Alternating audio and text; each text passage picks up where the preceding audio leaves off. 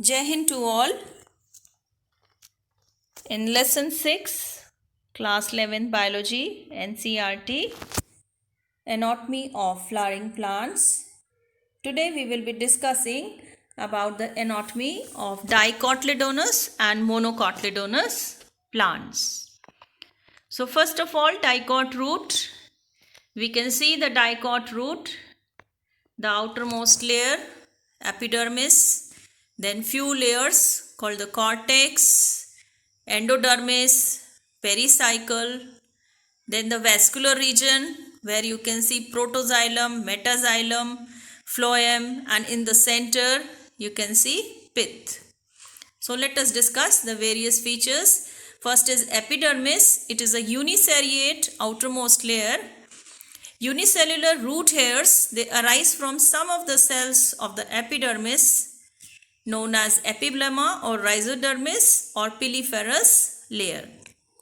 The second region, cortex, this part is made up of parenchymatous cells.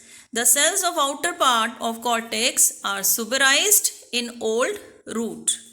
It is known as exodermis. The third layer, endodermis, that is layer situated between the vascular tissues and cortex, or we can say the innermost layer of the cortex. Casparian strips are present radially in innermost layer of endodermis. These strips are made up of suberin. Then is the pericycle. This is a single celled thick layer. It is composed of type of parenchyma which is called prosenchyma. Pericycle of roots is single layered. Core cambium is formed from this layer during the secondary growth. Lateral roots originate from the pericycle. Thus lateral roots are endogenous in origin. Then in the center, the vascular bundles, they are radial and exarch. Xylem and phloem are separate and equal in number. The number of vascular bundle in dicot is 2 to 6, that is diarch to hexarch. But in ficus, polyarchic condition is found as an exception. Pith. It is found in the center and is less developed or absent. Flexibility occurs due to this. Next is monocot root.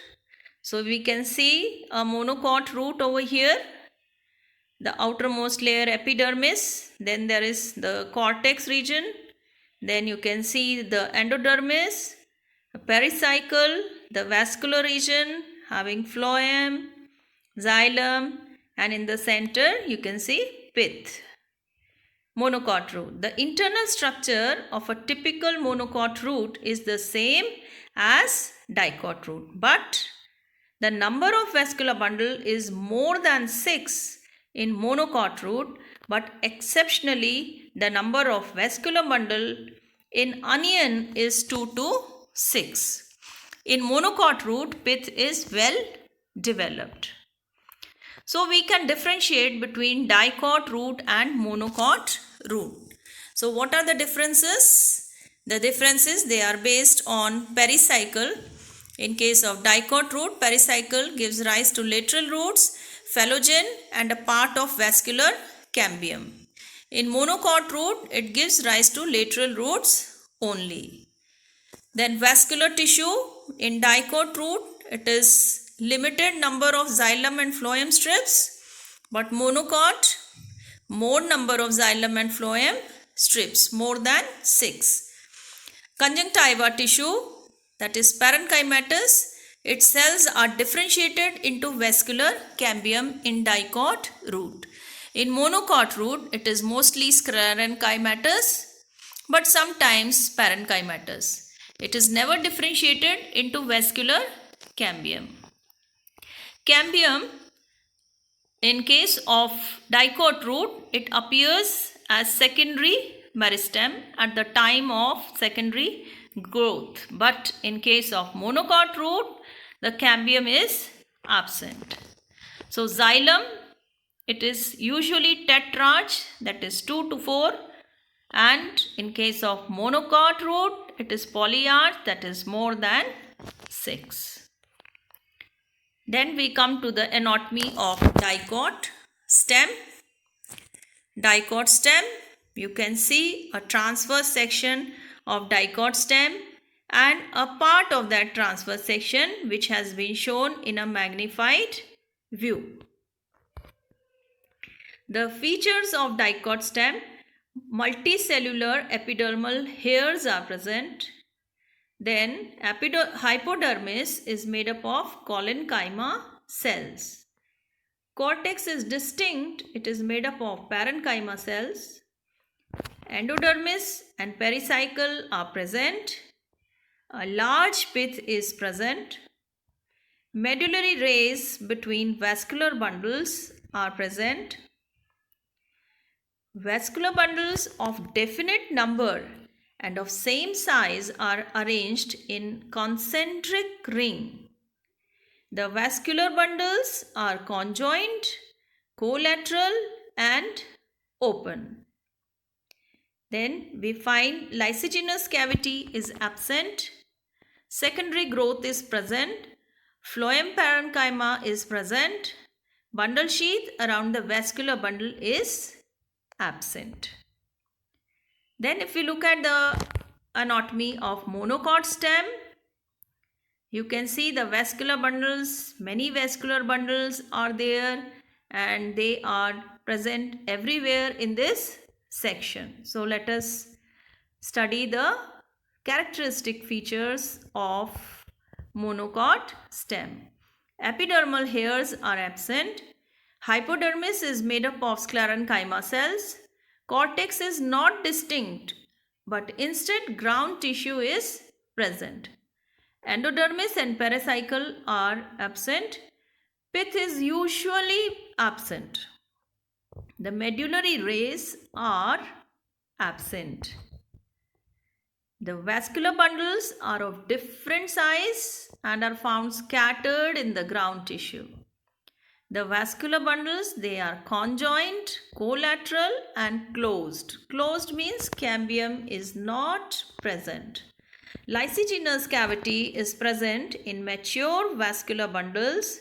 Secondary growth is absent. Phloem parenchyma is absent.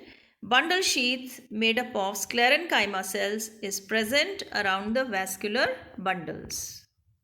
So we can differentiate between dicot stem and monocot stem on the basis of anatomy.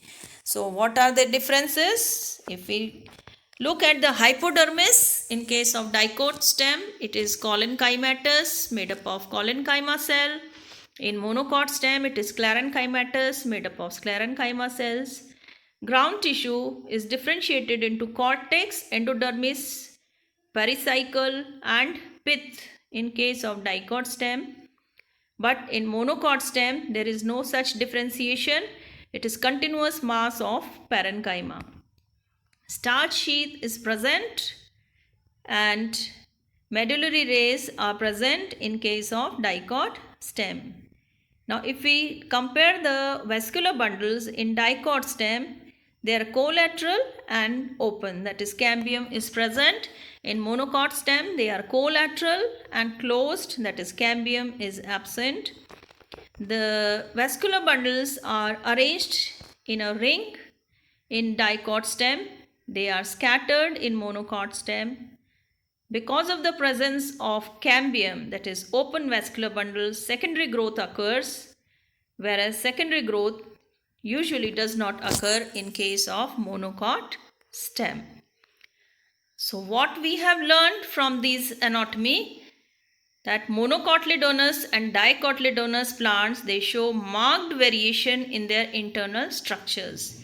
Just by looking at the transverse sections of monocot stem, dicot stem, monocot root, dicot root, we can tell what specimen it is. They differ in type, number and location of vascular bundles.